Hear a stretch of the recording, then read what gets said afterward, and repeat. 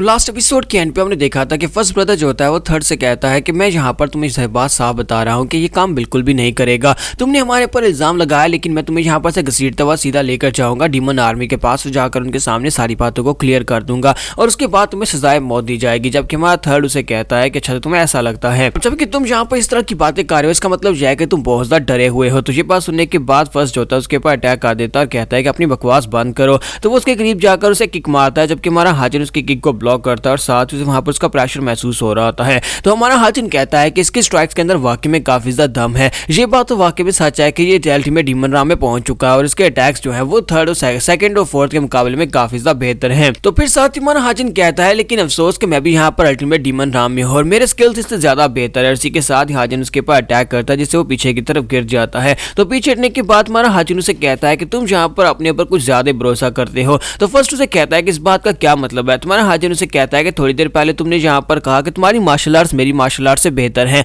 ये तुम ही ने कहा था ना। लेकिन अब यहाँ पर मैं तुम्हें दिखाने वाला हूँ कि तुम्हारी मार्शल आर्ट्स जो है वो मेरी मार्शल आर्ट से बेहतर नहीं है, बल्कि मेरी मार्शल आर्ट्स तुमसे बेहतर हैं। और इसी के साथ ही फर्स्ट जो होता है वहाँ पर खामोश होता है। फिर साथ ही वो अपनी बेल्ट को वहाँ पर से निकाल लेता है। उसकी बेल्ट असल में एक तलवार होती है, ये सेम वैसी तलवार होती है जैसे कि पिनल्लाहल मास्टर ने यूज की थी। तुझे देखने के बाद वो भी काफी ज्यादा हैरान होता है। थर्ड कहता है कि ये क्या, तुम्हारे पास ये तलवार कहाँ से आई, आए तुम हो कौन। इसी के साथ ही फर्स्ट उसे कहता है कि तुम यहाँ पर खुद ही देख लेना कि मेरी मार्शल आर्ट्स कैसी हैं और तुम यहाँ पर मुझसे ये सवाल क्यों पूछ रहे हो कि मैं कौन हूँ, मैं तो फर्स्ट यंग मास्टर हूँ। तुम्हारा हाजिन कहता है कि इसका स्टैंस और इसके पास तो तलवार है बिल्कुल पिनल्लाहल मास्टर की तरह है। ऐसा कैसे हो सकता है कि इसके पास सेम वही टेक्निक हो सकती है, तलवार भी वैसी और साथ ही उसमें स्वीट टेक्निक भी वैसी ही है। तो हाजिन उसे कहता है कि लगता है कि पिनल्लाहल मास्टर के साथ तुम्हारा जो कनेक्शन है वो कोई ऑर्डिनरी नहीं है, बल्कि तुम इसके कोई फैमिली मेंबर हो सकते हो। कि फर्स्ट यंग मास्टर जो होता है अपनी तलवार उठाता है और उसे कहता है कि वो तो कुछ भी नहीं था, वो तो सिर्फ और सिर्फ एक फेलियर था। तो हाजिन कहता है कि जब भी यहाँ पर पिनल्लाहल मास्टर की बात की जाती है तुम कुछ ज्यादा ओवर रिएक्ट करते हो। तो मुझे यहीं पर से पता चल गया है कि तुम दोनों के दरमियान में कुछ ना कुछ तो जरूर है।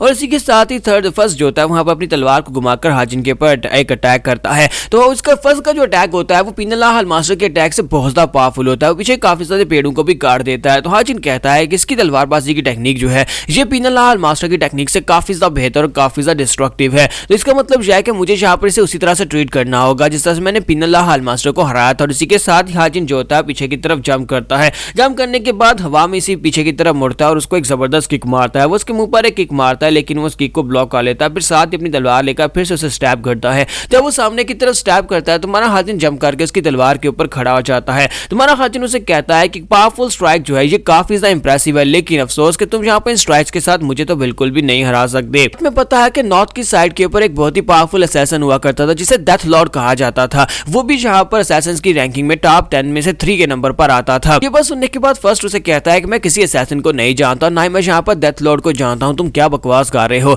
तो हाजिन उसे कहता है कि तुम्हें उसके बारे में जानने की जरूरत नहीं है, तुम्हें जो जानने की जरूरत ये है कि वो ये है कि मैंने डेथ लॉर्ड को भी मार दिया था। अगर मैं डेथ लॉर्ड को मार सकता हूँ तो फिर तुम तो उसके सामने कुछ भी नहीं हो, तुम भी यहाँ पर मरने वाले हो। इसके साथ ही हाजिन फिर से उसे किक मारता है जिससे वो फिर से पीछे जाकर गिरता है। तो हाजिन उसे कहता है कि मैं यहाँ पर अल्टीमेट डीमन राम में पहुंच चुका हूँ और तुम भी यहाँ पर अल्टीमेट डीमन राम में पहुंच चुके हो। तुम 40 साल की कम उम्र में अल्टीमेट डीमन राम में पहुंचे हो, ये तो वाकई में बहुत ज्यादा जीनियस होने की निशानी है। लेकिन अफसोस कि तुम्हारे अंदर काफी ज्यादा कमियां रह गई हैं, तुम्हारी मार्शल आर्ट्स परफेक्ट नहीं है, तुम्हारी मार्शल आर्ट्स में काफी ज्यादा कमियां हैं और तुम यहाँ पर अपने आप को कुछ ज्यादा ही महान समझते हो। तुम्हारा एटीट्यूड जो है वो बिल्कुल भी एक डीमन एम्परर बनने के लायक नहीं है। इसके साथ ही फर्स्ट फिर से वहां पर गुस्सा आ जाता है, चिल्लाकर उसे कहता है कि अपनी बकवास बंद करो। जब वो वहां पर चिल्लाकर कहता है कि अपनी बकवास बंद करो, साथ ही वो अपनी मार्शल आर्ट्स की टेक्निक को रिलीज करता है। ये वो टेक्निक होती है जिसके ऊपर वो भरोसा करके यहाँ पर अपने आप को एरोगेंट साबित कर रहा था, क्योंकि उसने यहाँ पर एम्परर डिमोनिक की टेक्निक को मास्टर किया हुआ है। ये एक स्पेशल ओरा टेक्निक है जो कि डीमन एम्परर यूज करते हैं। तुम्हारा हाजिन उस टेक्निक को देखने के बाद कहता है ऐसा कैसे हो सकता है, ये टेक्निक तुम्हारे पास ये टेक्निक कैसे हो सकती है, ये टेक्निक तो डीमन एम्परर की टेक्निक है, उसने अभी तक इस टेक्निक को मुझे भी नहीं सिखाया। फर्स्ट ब्रदर उसे कहता है क्या बताओ कि तुम यहाँ पर मेरी मार्शल आर्ट्स के ऊपर सवाल कैसे उठा सकते हो कि मेरी मार्शल आर्ट जो है वो तुम्हारी मार्शल आर्ट से बेहतर नहीं है। तुम्हारा हाजिन कहता है कि इसके पास डोमिनेटिंग डीमन एम्परर ओरा है, ये वो टेक्निक है जिसे मैं डीमन एम्परर के पास देखा था, एक ऐसी टेक्निक जिससे उसकी बॉडी के इर्द-गिर्द एक पावरफुल ओरा क्रिएट हो जाता है जिससे हम लोग उसे हिट नहीं कर सकते। तो हाजिन उसे कहता है कि मुझे नहीं लगा था कि तुमने यहाँ पर इस टेक्निक को छुपा कर रखा होगा, लेकिन तुमने इस टेक्निक को मास्टर किया है, तो इसका मतलब यह है कि डीमन एम्परर ने डायरेक्टली ये टेक्निक तुम्हें सिखाई होगी, ऐसा तो नहीं है कि तुमने उनके पास से चोरी की है। तो ये बात सुनने के बाद फर्स्ट ब्रदर उसे कहता है कि हाँ डीमन एम्परर ने ये टेक्निक खुद मुझे सिखाई थी। और हाजिन भी इस बात से काफी हैरान होता है कि इस जैसे बंदे को उसने अपनी स्पेशल टेक्निक सिखा दी जो कि एक बहुत ही पावरफुल टेक्निक है, अल्टीमेट टेक्निक है जो कि वो खुद यूज करता है। फर्स्ट ब्रदर उसे कहता है कि तुमने चाहे यहाँ पर कोई सी भी नई मार्शल मार्शल आर्ट्स क्यों ना मास्टर की हो, लेकिन डिमोनिक एम्परर की ओरा के सामने तो ये कुछ भी नहीं है। जिनसे कहता है कि मुझे लगता है कि अगर यहाँ पर डीमन एम्परर खुद मौजूद होते और वो इस टेक्निक को रिलीज करते तो अब मुझे यहाँ पर डरने की जरूरत थी, लेकिन अब जबकि तुम्हारा जैसा एक बेवकूफ यहाँ पर इस टेक्निक को रिलीज कर रहा है तो फिर मुझे डरने की क्या जरूरत है, क्योंकि तुमने मुझे लगता है कि इस टेक्निक को पूरी तरह से ग्रैस्प नहीं किया होगा। अब मैं तुम्हें एक और टेक्निक दिखाता हूँ। इसी के साथ ही हमारा हाजिर भी वहां पर एक जबरदस्त एनर्जी रिलीज करता है। जैसे ही वहां पर जबरदस्त एनर्जी रिलीज करता है तो ये देखने के बाद फर्स्ट ब्रदर भी काफी हैरान होता है। तो वो कहता है कि ऐसा कैसे हो सकता है कि इसकी टेक्निक मेरी टेक्निक के साथ मिलती जुलती है, क्योंकि हमारे हाजिर ने वहां पर 9 फोल्ड डेप्थ टेक्निक को खुद बनाया है, उसके साथ दूसरी तरफ से ऑर्थोडॉक्स टेक्निक्स को मिक्स करके। इसी वजह से उसकी टेक्निक जो है वो डिमोनिक एम्परर की ओरा की टेक्निक के जितनी ही पावरफुल है। साथ ही हमारे हाजिर के पास कोई वेपन नहीं होता तो वो अपनी एनर्जी की मदद से वहां पर अपने हाथ को तलवार बना लेता है। तुझे देखकर फर्स्ट और भी हैरान होता है। तो हाजिर बड़ी तेजी के साथ उसके ऊपर अटैक करने के लिए आगे बढ़ता है। वो उसे कहता है कि मैं तुम्हें दिखाता हूँ कि मैं अपनी की से क्या कर सकता हूँ। वो उसके ऊपर अटैक करता है तो वहां पर एक जबरदस्त धमाका आता है। फर्स्ट पीछे की तरफ हटता है और कहता है कि तुमने यहाँ पर स्वर्ड टेक्निक को एग्जीक्यूट किया, वो भी सिर्फ और सिर्फ अपनी की मदद से। तुम अपनी की को मेटेरियलाइज कर सकते हो। मुझे लगता है कि अब यहाँ पर तुम्हें मारना तो पॉसिबल नहीं है, लेकिन मैं कम से कम तुम्हारे दोनों बाजू काट सकता हूँ। तुम्हारे दोनों बाजू काट कर मैं तुम्हें वापस लेकर जाऊंगा और उसके बाद अपनी सच्चाई को साबित करूंगा। हाजिर उसे कहता है हाँ क्यों नहीं, अगर तुम्हारे अंदर हिम्मत है तो फिर आओ आकर मेरे बाजू काट लो। यहाँ पर से नेक्स्ट सीन जो होता है हमारे हाजिर के घर का दिखाया जाता है कि बज़र्क डीमन स्क्वाड लीडर होंगरियन जो होती है उसके घर आती है और कहती है कि यहाँ पर कुछ हो रहा है। फर्स्ट और सेकंड ब्रदर जो है वो गद्दार है तो वाकती वहां पर आती है और कहती है डोंगफिल तुम कहां पर हो, लेकिन घर में कोई भी नहीं होता। वहां पर फाइटिंग के निशान होते हैं लेकिन वो सभी लोग वहां से जा चुके होते हैं।